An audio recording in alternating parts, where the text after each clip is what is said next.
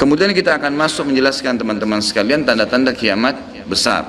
Ada 11 yang disepakati tanda-tanda kiamat besar, sebagaimana disebutkan di dalam hadis riwayat Imam Muslim. Yang pertama adalah keluarnya Dajjal. Dan Dajjal ini diambil dari kata-kata Dajjal yang berarti kekacauan. Dan ini digunakan untuk nama seseorang yang memang akan dikeluarkan oleh Allah Azza wa Jal sebagai fitnah bagi kaum muslimin. Makanya kita dalam tahiyat membaca wa'udzubika min fitnatil masihid dajjal, dan jauhkanlah kami dari fitnahnya Masih Dajjal. Nanti akan saya paparkan panjang lebar.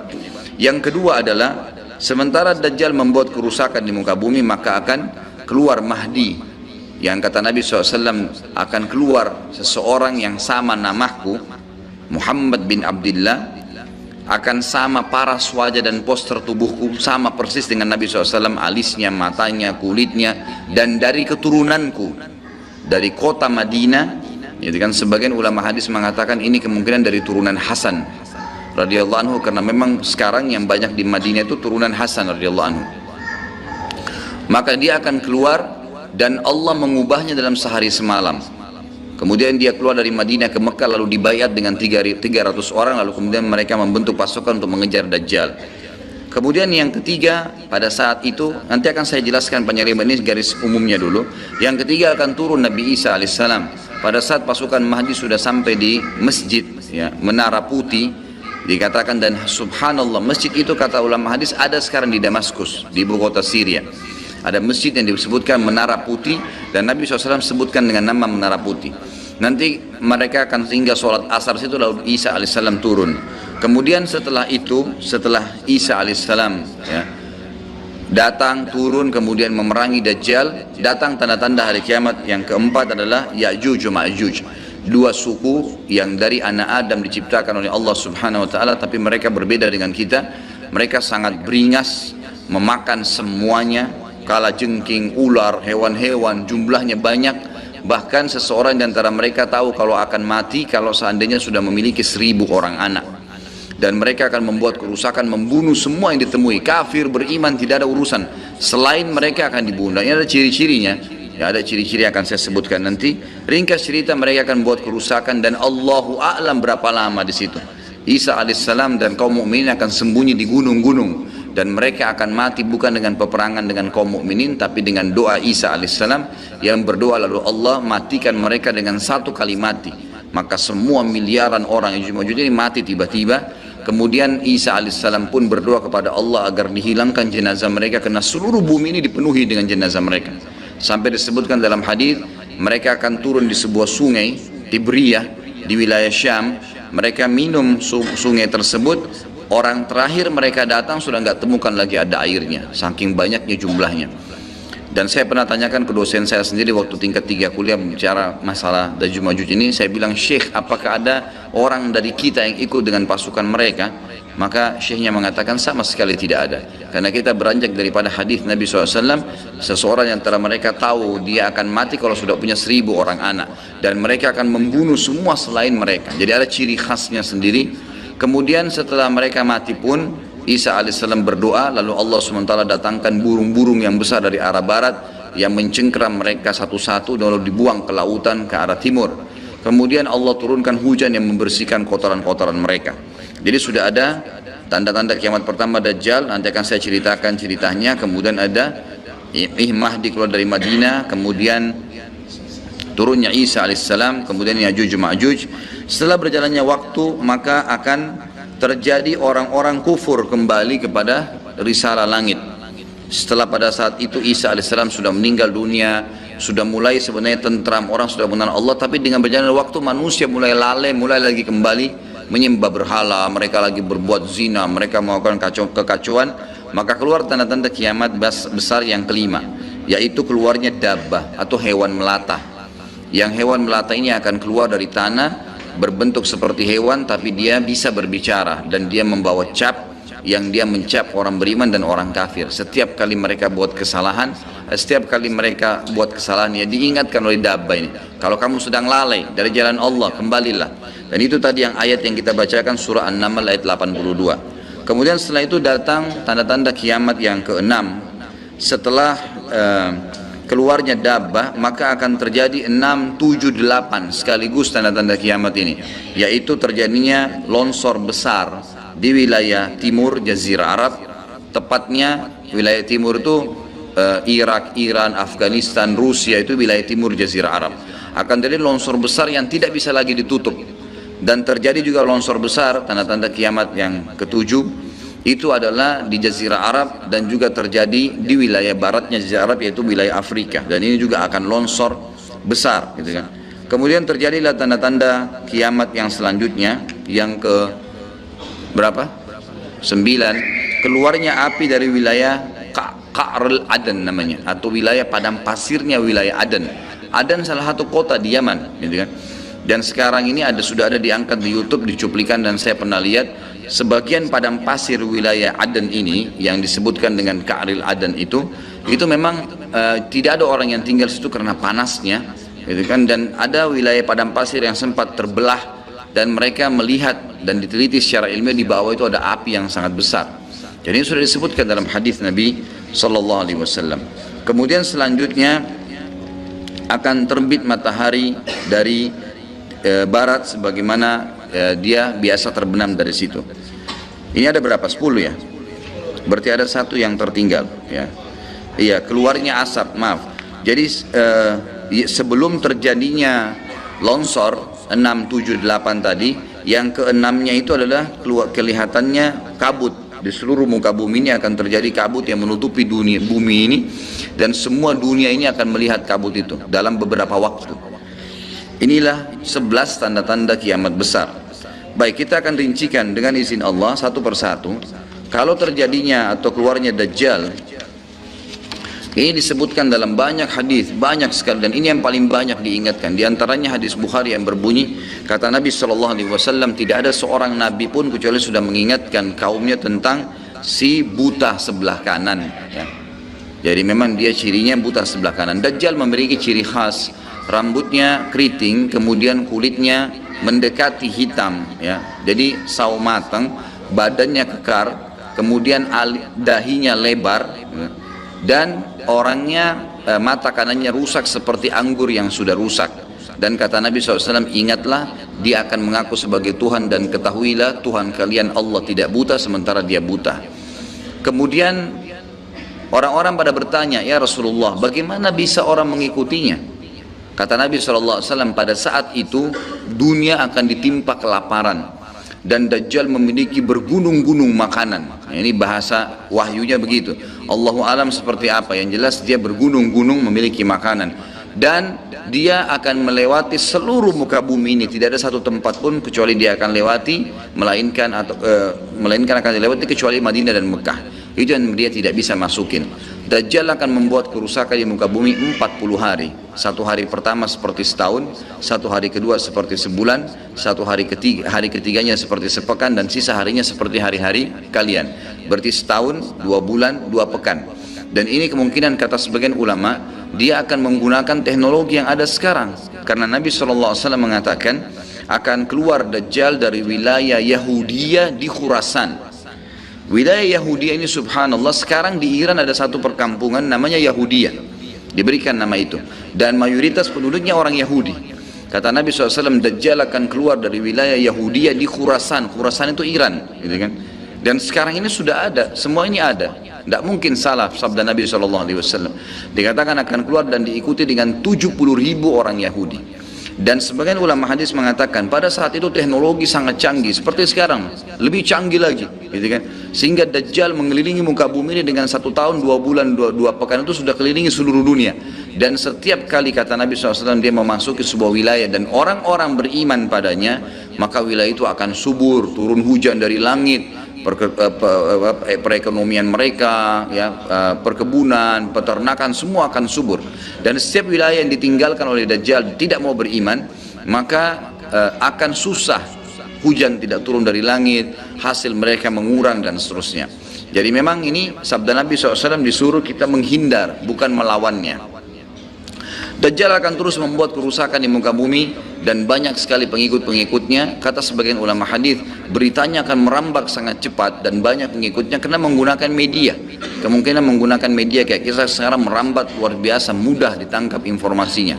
Dajjal akan dikenal oleh orang-orang, Jadi orang-orang akan banyak yang tidak beriman sama Allah, yang munafik, semuanya ikut. Termasuk ada yang mengaku Islam tapi munafikin menjadi pengikutnya Dajjal.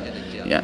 Kemudian Dajjal akan keliling terus di muka bumi sampai dia tiba di Madinah, yang diceritakan kota Madinah, dan dia tidak bisa memasuki kota Madinah karena di setiap pintu gerbangnya ada malaikat yang menghunuskan pedang. Ada 2 malaikat yang menghunuskan pedang dan menghadangnya, maka Dajjal pun tidak bisa masuk. Allahu alam bagaimana ini terjadi, tapi ini sabda Nabi SAW.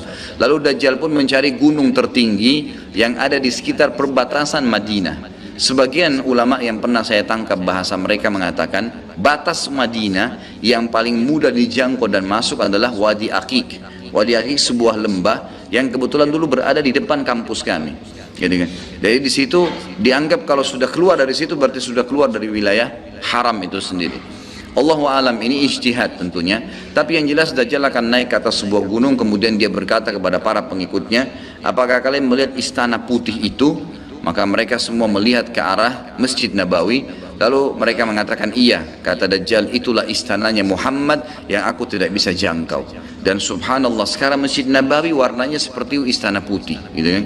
Tanpa disadari menggunakan marmer putih besar. Begitu juga dengan perluasannya nanti. Memang kalau dari kejauhan seperti istana yang sangat mewah, gitu kan? Ringkas cerita, Dajjal pun akhirnya sebelum pergi, dia sempat menyentakkan kakinya, kata Nabi SAW, sehingga membuat terjadilah gempa di Madinah dan membuat seluruh orang munafik di Madinah keluar jadi pengikutnya. Jadi gempa, dan hanya tinggal di sana orang-orang beriman. Hanya tertinggal di sana orang-orang beriman. Lalu keluarlah, sebelum Dajjal pergi, keluarlah satu anak muda yang kata Nabi SAW orang terbaik pada saat itu. Orang terbaik pada saat, orang yang paling luar biasa imannya. Masih muda di sini ulama mengatakan istilah syab dalam bahasa Arab bisa dari mulai balik 12 tahun sampai 40 tahun. Nanti harus keluar seorang anak muda yang diistilahkan syab antara umur ini, kemudian keluar dan sempat melihat Dajjal. Maka Dajjal pun mengatakan, menangkapnya segera dan mengatakan, saya Tuhanmu. Maka orang tersebut mengatakan, kau adalah Dajjal yang telah diceritakan oleh Nabi SAW. Karena dalam hadis yang lain dikatakan setiap orang mukmin bisa melihat di dahinya tulisan kafara yang berarti kufur. Dia bisa membaca bahasa Arab atau tidak, tapi dia akan bisa membaca dengan hikmah Allah. Matanya orang mukmin bisa melihat itu sehingga dia tahu ini adalah Dajjal. Kemudian Dajjal pun mengambil gergaji dan membelah 2 dari kepala sampai kemaluannya, sehingga anak muda itu terbelah 2 dan Dajjal melewati tengah-tengahnya dan seluruh pengikutnya bersorak-sorak. Lalu Dajjal berkata, bangkitlah, bangkit kembali bersatu. Lalu kata Dajjal, apa kau sudah yakin saya Tuhanmu? Maka Dajjal mengatakan, maka anak muda itu mengatakan, justru saya tambah yakin kau adalah Dajjal. Setelah itu dia berusaha membunuhnya tapi dia tidak mampu lagi, Allah sudah selamatkan. Maka Dajjal pun meninggalkan lokasi tersebut. Lalu puncaknya Dajjal menuju ke Palestina, dan dia akan bermarkas di sebuah tempat namanya Babulut.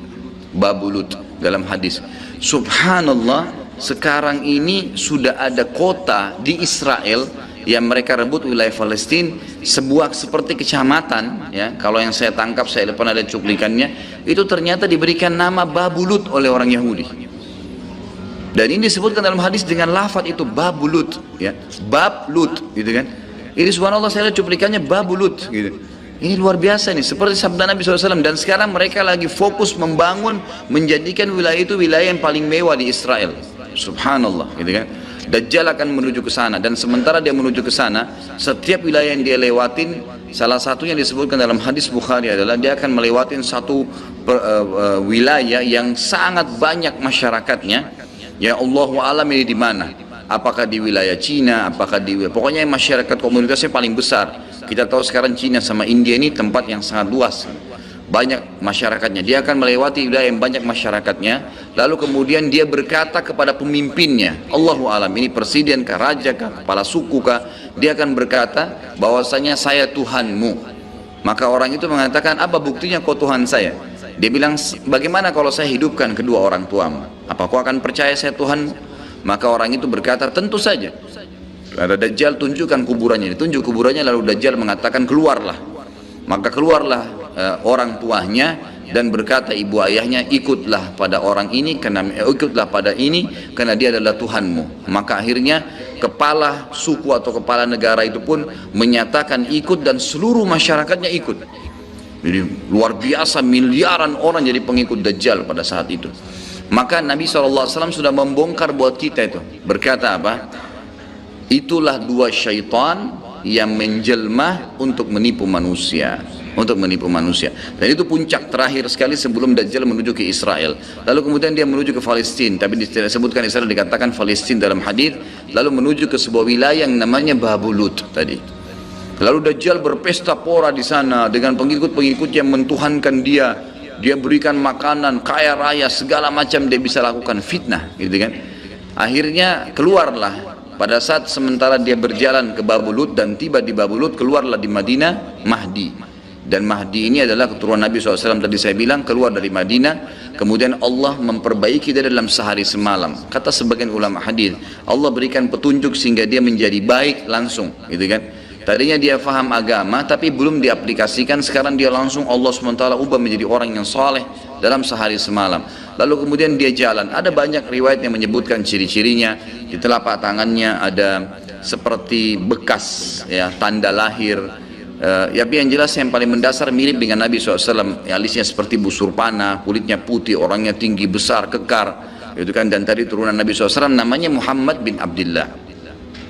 Maka dia pun akhirnya didatangi oleh orang-orang yang pada saat itu sudah tahu tentang keluarnya Dajjal, sudah informasi menyebar. Maka mereka juga sudah tahu ada orang yang akan membentuk pasukan dari Madinah namanya Muhammad bin Abdullah. Lalu mereka carilah keturunan Nabi SAW itu, lalu ditemukan.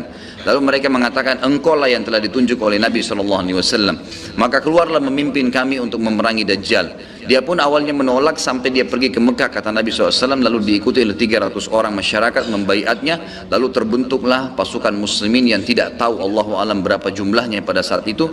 Lalu mereka menuju ke Palestina, melewati negeri Palestina, melewati negeri Syria, dan akhirnya mampir di Masjid Darul Baydha tadi, menara putih yang tujuannya untuk mengerjakan sholat asar. Dan pada saat itu terjadilah tanda-tanda kiamat besar ketiga, Isa alaihissalam akan turun. Kata Nabi SAW, Isa alaihissalam akan turun, rambutnya basah, meneteskan air, dan memegang dua sayapnya malaikat. Sebagian ulama hadis mengatakan pada saat itu kaum mukminin akan melihat malaikat yang membawa Isa alaihissalam. Kemudian dia turun dan dia masuk. Kemudian kata Nabi SAW, Mahdi adalah satu-satunya orang, ya, salah satu orang yang Nabi sholat jadi makmum di belakangnya. Karena waktu turun Nabi Isa, orang sudah tahu semua ini akan turun, lagi berkumpul gini mau sholat, pas mau iqamah sholat Isa alaihissalam turun.